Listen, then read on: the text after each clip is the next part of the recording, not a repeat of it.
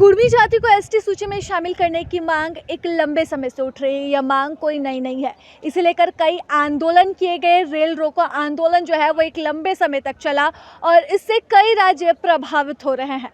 तो कहीं ना कहीं यह मांग आज मॉनसून सत्र के आखिरी दिन जो है वो देखने को मिला, जहां आजसू विधायक लंबोदर महतो जो है वो इस मांग के साथ विधानसभा के बाहर बैठते हैं।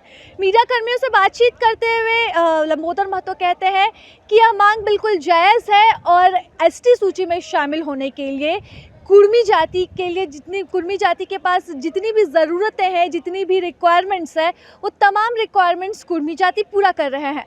फिर कुर्मी जाति को एसटी सूची में क्यों नहीं शामिल किया जा रहा है?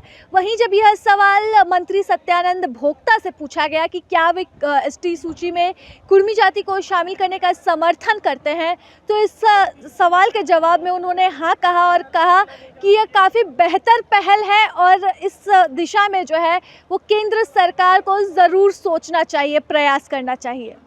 निश्चित रूप से आप बात करें तो कुर्मी अनुसूचित जनजाति की सारी विशेषताएं रखती है।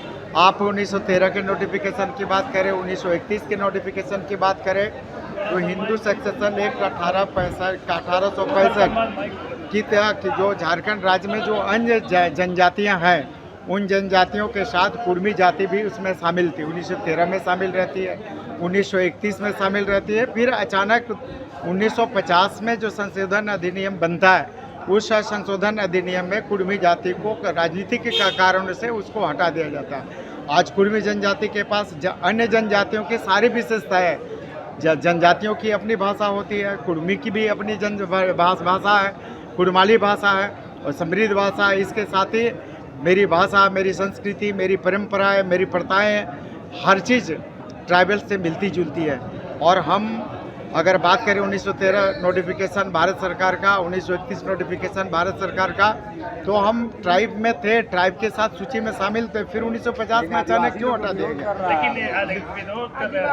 देखिए, मैं खुले मन से बात करता हूँ कि इसलिए मैं ये बात कर रहा हूँ कि जो झारखंड राज्य की जो ट्राइब है, कुर्मी को ट्राइब में शामिल करने से किसी का हित नहीं होगा, बल्कि उनका भी हित होगा और झारखंड राज्य का ही हित होगा। जैसे ही कुर्मी ट्राइब में शामिल होंगे, यहाँ पर झारखंड राज्य में ट्राइब की संख्या 50% से ज़्यादा हो जाएगी और जैसे ही राज्य में ट्राइब की संख्या 50% से ज़्यादा होगी, झारखंड ट्राइबल स्टेट बनेगा, 10th शेड्यूल में जाएगा और 10th शेड्यूल में जाने पर भारत सरकार के अरबों और खरबों का बजट राज्य को मिलेगा, राज्य का विकास होगा।